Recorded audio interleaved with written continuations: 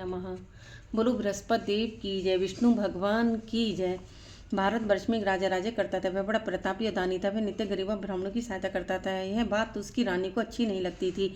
वह न ही गरीबों को दान देती, न ही भगवान का पूजन करती थी और राजा को भी दान देने से मना किया करती थी। एक दिन राजा शिकार खेलने वन को गए हुए थे तो रानी महल में अकेली थी। उसी समय बृहस्पति देव साधु के वेश में राजा के महल में भिक्षा के लिए गए और भिक्षा मांगी। रानी ने भिक्षा देने से इनकार किया और कहा, हे साधु महाराज, मैं तो दान पुण्य से तंग आ गई। मेरा पति सारा धन लुटाता रहता है। मेरी इच्छा है कि हमारा धन नष्ट हो जाए, फिर ना रहेगा बांस और ना बजेगी बांसुरी। साधु का देवी तुम बढ़िया जीवो। धन संतान तो सभी चाहते हैं, पुत्र और लक्ष्मी तो पापी के घर भी होने चाहिए। यदि तुम्हारे पास अधिक भोजन है तो यदि तुम्हारे पास अधिक धन है तो भूखों को भोजन दो, प्यासों के लिए प्याऊ बनवाओ, मुसाफिरों के लिए धर्मशालाएं खुलवाओ। जो निर्धन अपनी कुंवारी कन्या का विवाह नहीं कर सकते उनका विवाह करा दो। ऐसे और कई काम हैं जिनके करने से तुम्हारा यश लोक परलोक में फैलेगा। परंतु रानी पर उपदेश का कोई प्रभाव न पड़ा। वह बोली, महाराज, आप मुझे कुछ न समझाए। मैं ऐसा धन नहीं चाहती जो हर जगह बांटती फिरूं।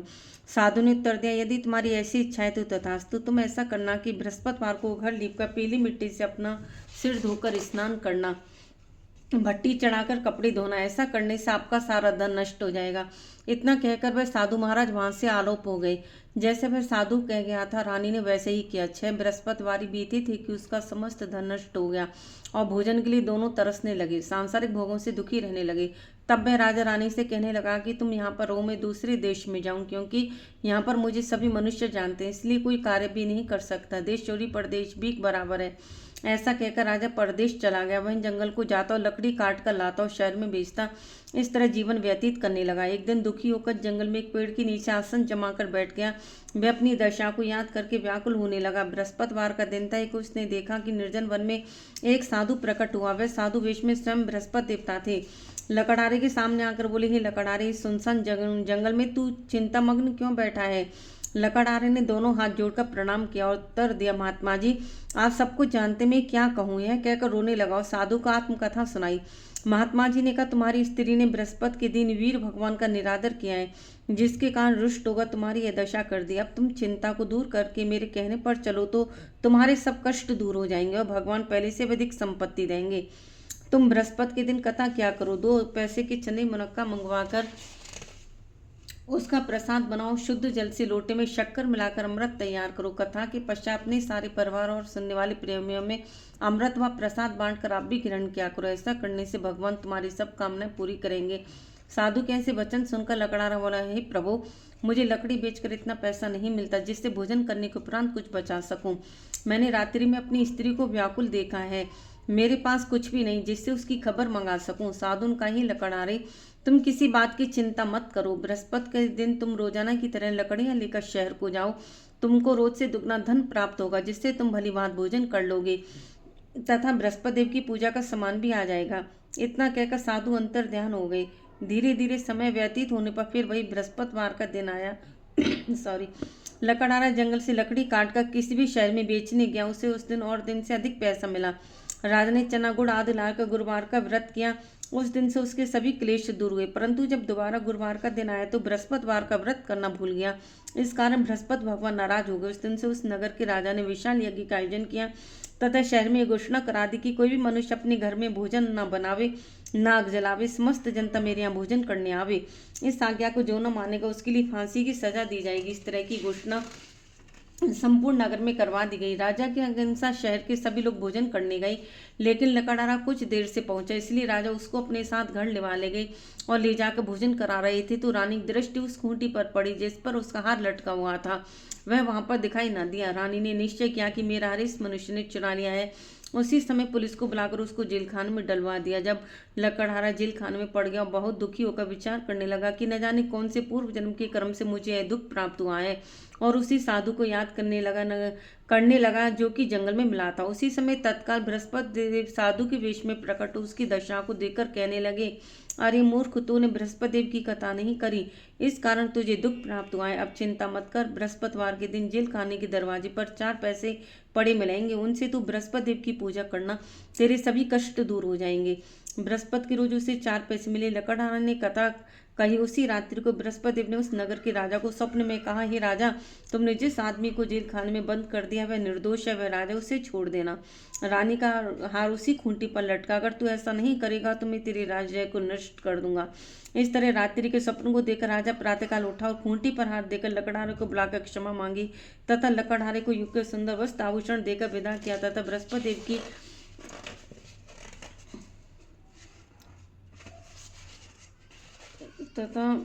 देव की आज्ञा अनुसार लकड़हारा अपने नगर को चल दिया। राजा जब नगर के निकट पहुंचा तो उसे बड़ा आश्चर्य हुआ। नगर में पहले से अधिक बाग, तालाब और कुएं तथा बहुत सी धर्मशाला, मंदिर आदि बन गई हैं। राजा ने पूछा, किसका बाग और धर्मशालाएं? तब नगर के सब लोग कहने लगे, सब रानी और बांदी के हैं। तो राजा को बहुत आश्चर्य हुआ, गुस्सा भी आया। जब रानी ने यह खबर सुनी कि राजा आ रहे हैं तो उसने बांदी से कहा, हे दासी, देख राजा हमको कितनी बुरी हालत में छोड़ गए थे, हमारी ऐसी हालत देखकर वह लौट ना जाए, इसलिए तू दरवाजे पर खड़ी हो जा। अनुसार दासी दरवाजे पर खड़ी हो गई। राजा आई तो उन्हें अपने साथ लवा लाई। तब राजा ने क्रोध करके अपनी रानी से पूछा कि धन तुम्हें कैसे प्राप्त हुआ है? तब उन्होंने कहा, हमें यह सब धन बृहस्पति देव के इस व्रत के प्रभाव से प्राप्त हुआ है। राजा ने निश्चय किया कि 7 रोज बाद तो सभी बृहस्पति देव का पूजन करते हैं, परंतु मैं रोजाना दिन में 3 बार कहानी कहा करूंगा तथा रोज व्रत किया करूंगा। अब हर समय राजा के दुपट्टे में चने की दाल बंधी रहती तथा दिन में 3 बार कहानी कहता। एक रोज राजा ने विचार किया कि चलो अपनी बहन के यहाँ को आवे। इस तरह निश्चय कर राजा घोड़े पर सवार अपनी बहन के यहाँ कुछ चलने लगा। मार्ग में उसने देखा कि कुछ आदमी एक मुर्दे को लिए जा रहे हैं। उन्हें रोककर राजा कहने लगे, अरे भाइयों, मेरी बृहस्पति देव की कहानी सुन लो। भी बोले, हमारा तो आदमी मर गया, इसको अपनी कथा की पड़ी है। परंतु कुछ आदमी बोले, अच्छा कहो, हम तुम्हारी कथा भी सुनेंगे। राजा ने दाल निकाली और जब कथा आदि हुई थी कि मुर्दा हिलने लगा और जब कथा समाप्त हो गई तो राम राम करके मनुष्य उठकर खड़ा हो गया। आगे मार्ग में उसे एक किसान खेत में हल चलाता मिला। राजा ने उसे देखा और उससे बोला, अरे भैया, तुम मेरी बृहस्पतिवार की कथा सुन लो। किसान बोला, जब तक मैं तेरी कथा सुनूंगा तब तक 4 हरैया और जोत लूंगा, जब अपनी कथा किसी और को सुनाना। इस तरह राजा आगे चलने लगा। राजा के हटती बैल पछाड़ खाकर गिर गए तथा उसके पेट में बड़ी जोर का दर्द होने लगा। उस समय उसकी माँ रोटी लेकर आई। उसने जब यह देखा तो अपने पुत्र से सवाल पूछा और बेटे ने सभी हाल कह दिया। तो बुढ़िया दौड़ी दौड़ी उस घुड़सवार के पास गई और उससे बोली कि मैं तेरी कथा सुनूंगी, तू अपनी कथा मेरे खेत पर ही चलकर कहना। राजा ने बुढ़िया के खेत पर जाकर कथा कही, जिसके सुनते ही वह बैल उठ खड़े हुए तथा किसान के पेट का दर्द बंद हो गया। राजा अपनी बहन के घर पहुंचा। बहन ने भाई की खूब मेहमानी की। दूसरे रोज प्रातःकाल राजा जगा तो वह देखने लगा सब लोग भोजन कर रहे हैं। राजा ने अपनी बहन से कहा, ऐसा कोई मनुष्य जिसने भोजन नहीं किया हो, मेरी बृहस्पतिवार की कथा सुन ले। बहन बोली, हे भैया, यह देश ऐसा ही है, पहले यहाँ लोग भोजन करते हैं, बाद में अन्य काम करते हैं। अगर कोई पड़ोस में हो तो देखा हूँ। वह ऐसा कहकर देखने चलेगी, परंतु उसे कोई ऐसा व्यक्ति नहीं मिला जिसने भोजन नहीं किया होता। वह कुमार के घर गई जिसका लड़का बीमार था। उसे मालूम हुआ उनके यहाँ 3 रोज से किसी ने भोजन नहीं किया है। रानी ने अपने भाई की कथा सुनने के लिए कुमार से कहा। वह तैयार हो गया। राजा ने जाकर बृहस्पतिवार की कथा कही जिसको सुनकर उसका लड़का ठीक हो गया। अब तो राजा की प्रशंसा होने लगी। एक रोज राजा ने अपनी बहन से कहा, हे बहन, हम अपने घर को जाएंगे, तुम भी तैयार हो जाओ। राजा की बहन ने अपनी सास से कहा। सास ने कहा, चली जा, परंतु अपने लड़कों को मत ले जाना, क्योंकि तेरे भाई की कोई औलाद नहीं है। बहन ने अपने भैया से कहा, हे भैया, मैं तो चलूंगी, कोई बालक नहीं जाएगा। राजा बोला, जब कोई बालक नहीं चलेगा तब तुम क्या करोगे? बड़े दुखी मन से राजा अपने नगर को लौट आया। राजा ने अपनी रानी से कहा, हम निर्वंशी राजा हैं, हमारा मुंह देखने का धर्म नहीं है और कुछ भोजन आदि नहीं किया। रानी बोली, हे प्रभु, बृहस्पति देव ने हमें सब कुछ दिया है, हमें औलाद अवश्य देंगे।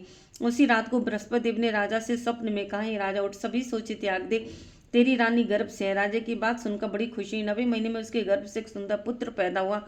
तब राजा बोला, हे रानी, स्त्री बिना भोजन के रह सकती, बिना कहीं नहीं रह सकती।